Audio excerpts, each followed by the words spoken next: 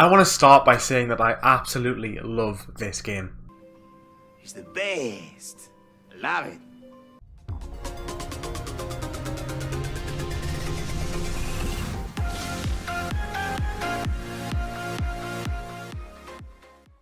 What is going on, guys? Welcome back to another video and welcome to my review of Remnant From The Ashes. In this video what I'm going to be doing is I'm going to be sharing with you my thoughts on the game, telling you what I enjoyed, what I didn't enjoy, giving it an overall score, and then telling you about how I found earning the Platinum Trophy and all the trophies in the DLC. So Remnant From The Ashes is a game created by Gunfire Games and published by THQ Nordic. Gunfire Games are the same company who developed and created Darksiders 3 and did now become one of my favourite studios of all time. Remnant From The Ashes is a Soulsborne style game set in a post-apocalyptic world, and you have to fight against the Root. There isn't a big story here, there's not much to know, and trust me, after 10 minutes of actually getting involved in the game, you really don't care. So to me, it's a Soulsborne light. It has the traditional tropes of any Soulsborne game: big bosses, bonfires, and a similar upgrade system, and the goal of each world is just to make it to the end and fight the world boss. However, on your way to fighting the world boss, you will face, per world, 2 bosses, and this is where the ingenuity of Remnant really kicks in. The base game has 4 worlds. Each world consists of 1 world boss and 2 bosses on the way. It'll take you 2 to 3 hours to finish each world. However, the worlds are randomly generated, and there's actually 2 world bosses and 3 to 4 bosses that you could face in each world. And the world will randomly regenerate in a different way every single time you play it, which means you're going to face different bosses, different world bosses every single time you play this campaign, which really just blows up this game for replayability, which is, in my opinion, is what really separates it from any other Soulsborne game. And with these boss battles, every boss battle you face, you earn different loot, which allows you to create different weapons and different mods. And I played this game for 100 hours and I still don't have all of the weapons and all of the mods, and that just shows the amount of depth and replayability here for this game. A game wouldn't be worth playing if it wasn't without the gameplay. Well, rest assured, I am happy to report that the gameplay for Remnant is absolutely brilliant. I think it is 95% of the time anyway. I was really impressed with the gameplay throughout. I had a few minor gripes which I'll get to in a moment, but you can't review a game and not have any issues or any cons to say. But on a whole, the gameplay is pretty sensational. The weapons feel amazing, they feel grounded. The third-person shooter combat is probably some of the best third-person shooter I've ever used. Bear in mind, this is a AA game, not a AAA game, and just how well they've refined this combat is something to behold. As well, the weapons, not only do they feel great, there's so much variation here on how you want to play that you can literally pick any weapon to use and around the playstyle you want to play and around the character setup you've created. This brings me on to my second favourite part of this game, which is the customization. You can truly build your own character in this game. Want to be a brute with a shotgun and mods that boost your damage and just charge straight in? Done. Want to be a sniper, hang at the back and rely on critical damage to bring down the bosses? Again, done. You want to be a support character and buff up your friends with health boosts, with damage boosts? Again, that can be done. Want to be some weird hybrid? Again, easy. Now those all did sound like very conventional classes in any game, but what Remnant does is it allows you to create different builds.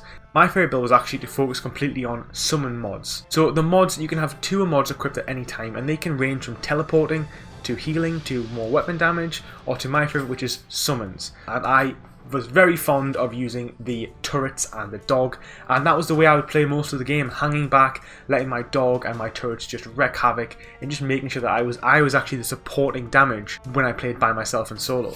And another great part of this game, which a lot of Soulsborne games do have, is the co-op.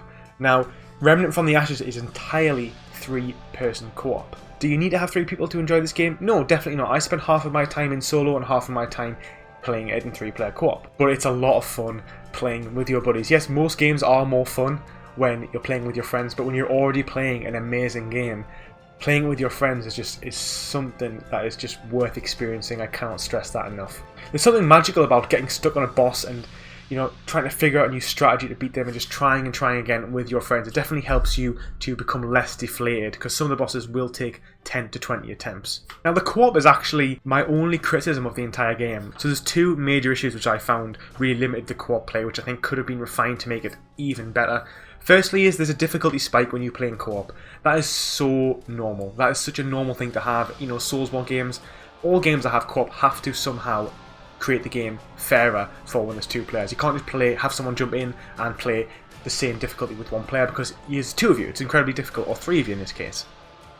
So how Remnant scales is it adds more enemies, standard. It gives enemies more health and more damage, and also makes them slightly more aggressive. These all sound fine, but when you face the bosses, they can be incredibly aggressive, and the key thing is here, they do too much damage. So there's bosses that will attack you non-stop, and some of them, in particular, I can't remember the full name, one of them is the Butterfly and the Iskall Queen, is half of their moves turn into AoEs because they're doing so much more damage when there's 3 players. So an attack that maybe would have taken off half or 2/3 of your health on single player is now killing you, and not only killing you, killing all of you straight away, and it can be incredibly frustrating. At times it's actually a lot easier to play in single player because the difficulty spikes for some of the bosses. I think it does spoil it a little bit, because when you're playing with your friends and you're getting frustrated because you all want to beat a certain boss, it's annoying to think that you would all be better off just doing it by yourself. And my second con of the game is another feature of the co-op, which is the revive system. So the revive feature in this game is massively flawed. You walk up to a teammate, you press square on the PlayStation, X on the Xbox, and it revives them. And you hold down for a certain amount of time. But the issue is, there's a few issues. Firstly, it is incredibly specific. You have to be stood in a very specific position to activate this revive. And secondly, the revive button is also the same button as the reload button.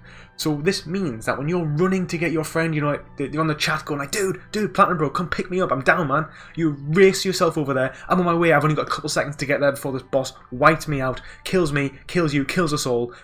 Oh, I'm there, press square, and then you accidentally reload, and it is just an absolute ball. Like, it is so annoying because of the way they've mapped the controls, and it's too specific. I'm not saying it has to be like you approach them to revive. I think there should be a revive button, but it definitely needs remapped, or at least improved to the point where when you get there that you can revive them. I personally would think that they should probably use the circle button. The circle button is a crouch button in this game, and you just don't need to crouch or slide at all in this game. You can do everything from standing up. There's a dodge button which you use a lot more. I think they should have maybe potentially put that with the crouch button, and that would have really changed the way that you can revive people, and would literally, it's a difference between dying 10s and 20s of times to just not, and actually being able to beat certain bosses. Okay, so on a whole, what are my thoughts? I think this game is absolutely sensational. I really enjoyed my time with it, and I'm actually going to go as far to say that I think this is a 10 out of 10 game. I think everybody who plays this game, who likes third-person shooter games, likes a little bit of a challenge but not too much, will enjoy this game, and it is so much more fun with your friends. You know, like I've said, anybody can play any game with their friends and have a good time, but when you're playing a game that is actually really good fun, and then you're playing with friends, it just makes it so much better that I couldn't recommend it enough. And I think this game, like Gunfire Games, shows that I think the future is AA titles. AA games are not restricted by the needs and the desires of the AAA companies. You know, big games that are always having pressure from their, you know, their CEOs, their stockholders to constantly deliver more results, to upsell you on everything. No, that's not the pressures that AA games have. They can make a game on a lower budget, and as long as they're getting their sales, then they're happy with that. And I think these AA games were pretty much where games were 10 years ago, whereas now, you know, they've just blown up to such a point where, you know, the games are changing, these AAA games are changing, and I think this game is an example of how good AA games can be. Okay, the Platinum Trophy experience. How did I find the Platinum Trophy? It was okay. I just say okay. And that should maybe set the scene, because I've just said this is one of my favourite games I've ever played. I give it a 10 out of 10. I don't think I've given a game a 10 out of 10 since I played Red Dead Redemption 2. So, for example, that was about 2 years ago. So that's kind of how much I enjoyed this game. But the Platinum Trophy definitely is not... There's some annoying features. So there's a couple of steps you have to do to actually earn the Platinum Trophy. First thing that you do is just finish the story. By the time you get through the story, you'll have about 30 to 40% of the trophies. You then have to replay the game a couple times because you wouldn't have faced all the bosses, so you have to re-roll the campaign. It's not too bad because you can re-roll per world just to face certain bosses you want to you need to face to take them off. That's pretty straightforward. That'll probably take you around 20 hours to achieve. The next is the luck-based loot trophies. You have to find a coin and a ring and hand them to certain NPCs. This loot randomly appears in Earth, which means that you've got to keep re-rolling Earth to find it. And it took me probably about 5 to 6 hours to do this. And when you get it done, it's a little bit frustrating because I personally really do not like luck-based trophies. I understand that this game is heavily reliant on its random generated levels, but I think potentially they could have done without these two trophies because it really makes a trophy list suffer, when without them it would have been a really good trophy list. So on that, it took me 35 hours to earn the Platinum. I think most people can do it in about 30 to 35. And I'll give this game, the base game, a difficulty of 5 out of 10. And would I recommend this game? Is this game worth a plat? Yeah, I would have said so. I think the game is so good that everyone who plays it will just want to keep playing to the point where you pretty much already earn the platinum anyway because of how much fun you're having with the game. The DLC. The DLC is a whole different beast. Okay, this DLC is pretty rough, and it's considerably harder and longer than the base game. And I've died. Great start, PlatinumBro. So the DLC introduces a survival mode. So in this survival mode, you're dropped down with no loot, nothing that you had in your base game, and you have to basically make your way through waves. Each wave involves a world and a boss at the end. And at the end of each boss, you get a bit of scrap and you can buy more equipment. And the idea is one of the trophies, you have to do 10 bosses in a row in this game mode, and it is really, really difficult. Like, I don't want to talk about it too much, but trust me, it has been a real test. If you want to watch a video of me trying to do it, there's a video on my channel of me trying to do this exact mode, and it really will test you as a gamer. Oh! Damn it! And there you have it. This is why this is frustrating. 41 minutes into that run. I would go as far to say that this DLC is a 9 out of 10. Most people are really going to struggle with this because there is about 26 bosses in the base game, and you have to learn the attack patterns of each boss to face, because you randomly face them in the survival mode. But not only that, the further you get in the survival mode, the difficulty increases and the bosses become a lot more aggressive, and they do their attacks change. Not only do you have to learn the attack pattern of every boss, you pretty much have to learn the attack pattern of every boss on normal, the next difficulty, and the next difficulty, which is really, really difficult. It is as hard as it sounds. And not only that, you don't have your own kit, and you have to build your own mods, and you have to build up your own character as you progress through the waves, which means you're going to have different builds every time you play it.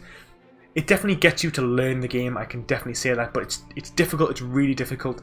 I felt a great sense of achievement when I finally did it, and as well on that, I'd probably say, if you're getting the Barb of Terror or the Dream Eater at any stage after stage 4 or 5, it's probably going to be a run ender because they are very, very difficult bosses.